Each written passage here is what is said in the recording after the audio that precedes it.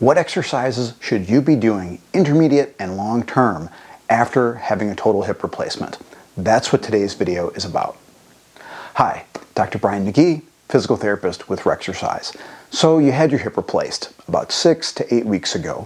You're doing pretty well. You're doing the exercises that you were given in the hospital, and you're not walking with a cane or a walker or crutches anymore.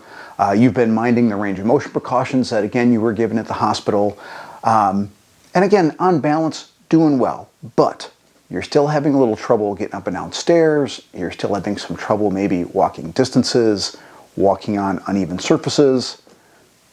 Now what? What do we do now? What's our next step? That's what today's program is about. Most patients don't come to outpatient physical therapy after having their hip replaced. The procedure works so well that most patients progress on their own really quite well, at least to a point. Here's the problem. When we test patients 1 and 2 years post-op for strength and sort of posture control, balance control, we find really persistent deficits and pretty profound deficits. Certain muscles in the leg will have a 10 to 20% strength deficit as compared to the opposite side. Now this puts people at risk for falling. It might put people at risk for loosening of the parts of the hip that are new.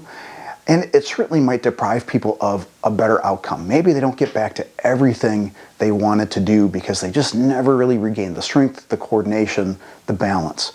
That's what today's program is about, is progressing that program that was given to you at the hospital to that next level. Our first exercise is a squat progression. So I know what many of you will say. You'll say, hey, what about my hip range of motion precautions? In most patients, we're going to keep those precautions in place for about 6 to 8 weeks post-surgery. And that'll vary a bit from patient to patient. So certainly work with your surgeon as to whether you're cleared to get beyond your hip range of motion precautions. For this program, we're going to work under the assumption that you have been, that you're at least 6 weeks, probably 8 weeks post-op. Okay, so our squat progression. So first, double leg squat. Have a chair behind you, kind of for safety purposes, also for a bit of a movement guide, okay? And simply squat down like you're about to sit on the chair. Start with about a half a squat. Work your way up to getting all the way to the chair, barely touch the chair, come back up. All the way down, barely touch the chair, come back up. You then might progress to holding dumbbells. Add some weight, up and down, okay? Our next step in the squat progression would be to work toward a single leg squat. So, first step in that progression. I call this the 80-20 squat.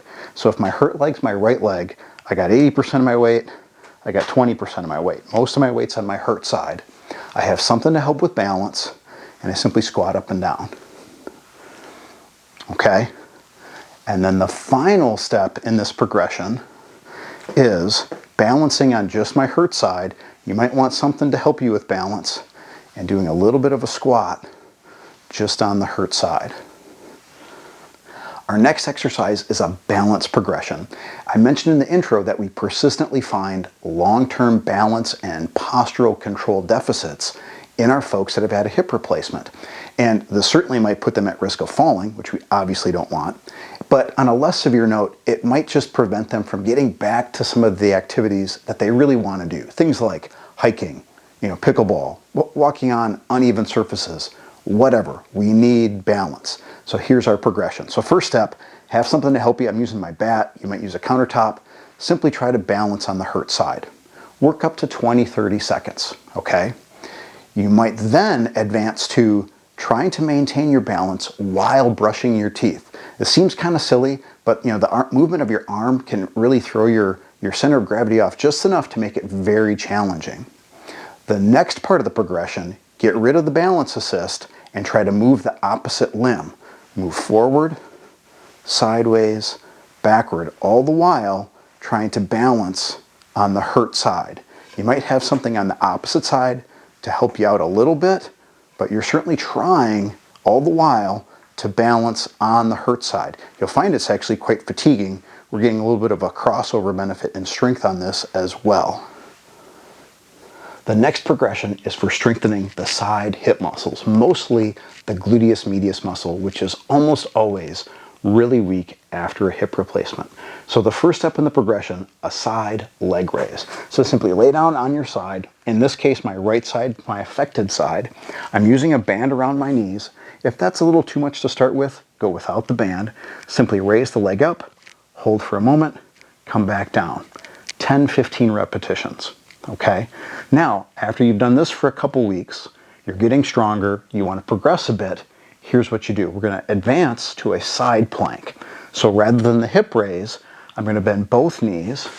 I'm going to get up onto my forearm and lift up and hold this position.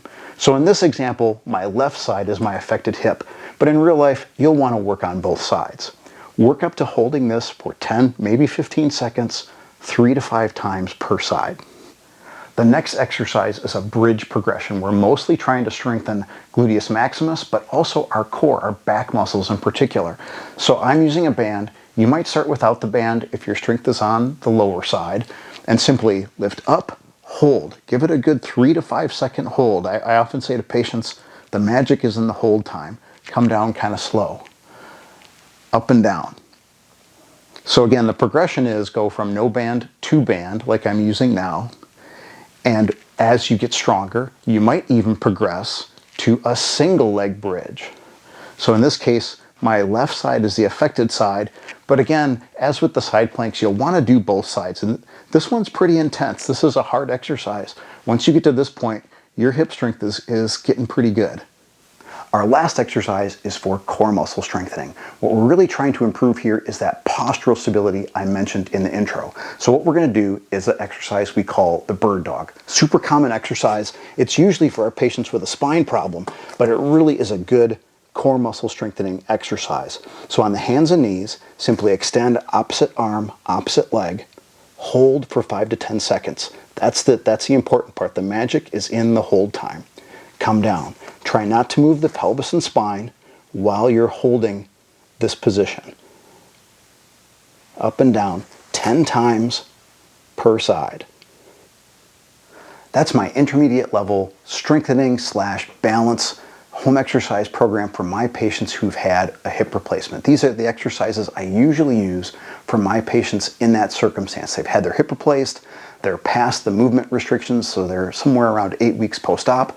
They're doing pretty well, but they need a little bit of advancement in their program.